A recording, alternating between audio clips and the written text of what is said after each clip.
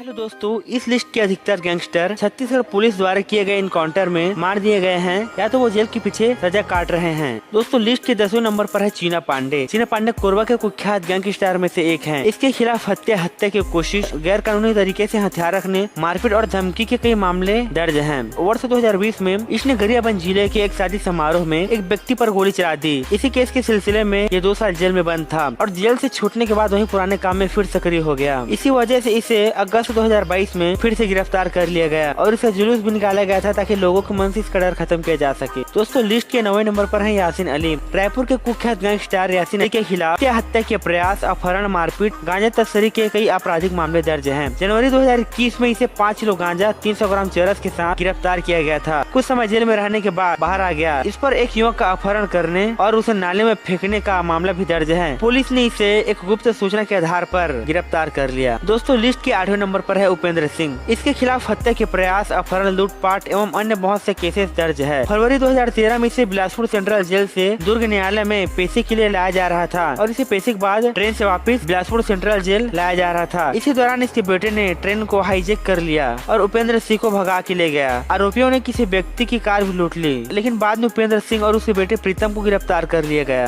दोस्तों, लिस्ट के 7वें नंबर पर है संजय रक्सेल। रायपुर के कुख्यात गैंगस्टर संजय रक्सेल के खिलाफ लूटपाट, हत्या के प्रयास, जबरन वसूली के कई आपराधिक मामले दर्ज हैं। सितंबर 2020 में इसने अपने साथियों के साथ मिलकर सांसद चौक पर एक युवक की गोली मारकर हत्या कर दी थी। संजय रक्सेल द्वारा नाबालिग लड़कों का एक गैंग बना रखा था जो इसके फरारी के दौरान पूरा काम को ऑपरेट करता था, जिसमें गांजा तस्करी, चरस सप्लाई का काम किया जाता था। पुलिस लगातार इसके तलाश में जुटी हुई थी। संजय रक्सेल 1 जनवरी 2021 में नया साल में अपने परिवार से मिलने के लिए आया था, जिसमें गुप्त सूचना के आधार पर इसे गिरफ्तार कर लिया गया और पुलिस ने इसका जुलूस भी निकाला था। दोस्तों, लिस्ट के 6वें नंबर पर है विनोद बिहारी। दुर्ग के कुख्यात गैंगस्टर विनोद बिहारी के खिलाफ लूटपाट, हत्या के कई आरोप और दारू तस्करी के जैसे 20 से भी ज्यादा आपराधिक मामले दर्ज हैं। ये अपने गुंडे के सारे दुर्ग के छोटे मोटे रेलवे के ठेके अपने हाथ में ले लिए थे। महादेव महर हत्याकांड से इसका नाम सुर्खियों में आया। कुलगांव पुलिस ने इसके पास 1600 पेटी अवैध दारू भी जब्त किए थे। जुलाई 2021 में किसी व्यक्ति को डरा धमकाकर 8 लाख रुपए लूटने के आरोप में पुलिस ने इसे गिरफ्तार कर लिया। फिलहाल ये जेल में बंद है। दोस्तों, लिस्ट के 5वें नंबर पर है संजय बिहारी। दुर्ग के कुख्यात गैंगस्टर संजय बिहारी के खिलाफ कई आपराधिक मामले जैसे लूटपाट, हत्या के प्रयास, शराब तस्करी जैसे 40 से भी ज्यादा आपराधिक मामले दर्ज हैं। तो वर्ष 1994 में इस पर पहला केस दर्ज हुआ था और इसके बाद ये लगातार आपराधिक कार्य करने लगा।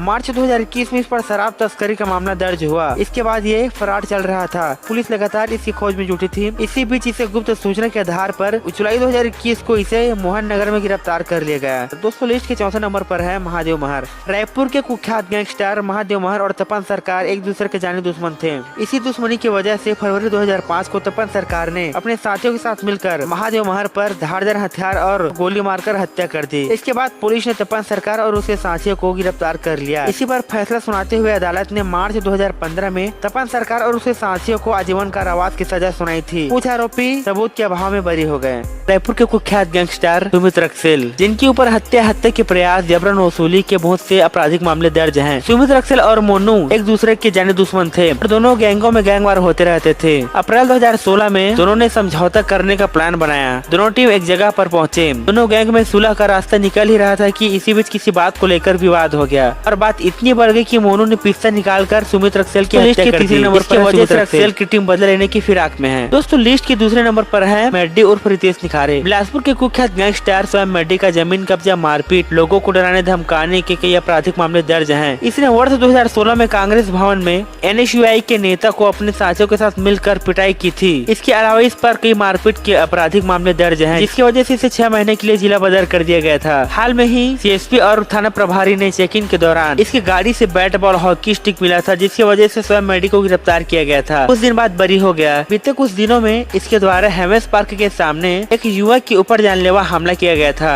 जिसकी वजह से तारबहार पुलिस ने इसे गिरफ्तार कर लिया है और बिलासपुर में इसका जुलूस भी निकाला गया था। दोस्तों, लिस्ट के पहले नंबर पर है तपन सरकार। इसके बाद नाम आता है छत्तीसगढ़ के कुख्यात गैंगस्टर तपन सरकार का। इस पर हत्या के प्रयास, जबरन वसूली के 100 से भी ज्यादा आपराधिक मामले दर्ज हैं। इसने वर्ष 1986 में 16 साल की उम्र में ही अपराधी दुनिया में कदम रख दिया था। इसके बाद 20 साल तक आपराधिक मामलों में राज करने के बाद इसे वर्ष 2005 में एक अन्य गैंग महादेव महर के हत्या के आरोप में गिरफ्तार कर लिया गया। इसकी वजह से इसे 2015 में उम्र कैद की सजा सुनाई गई। तब से ये जेल में बंद है। सेंट्रल जेल में बंद होने के बाद भी ये उतना ही सक्रिय है जितना वो 13 साल पहले था। तो दोस्तों ये थे वो छत्तीसगढ़ के टॉप 10 गैंगस्टर। तो दोस्तों ये वीडियो देखने के बाद आपको वीडियो कैसा लगा? यदि वीडियो अच्छा लगा तो वीडियो को लाइक करे, शेयर करे और हमारे चैनल को सब्सक्राइब करे।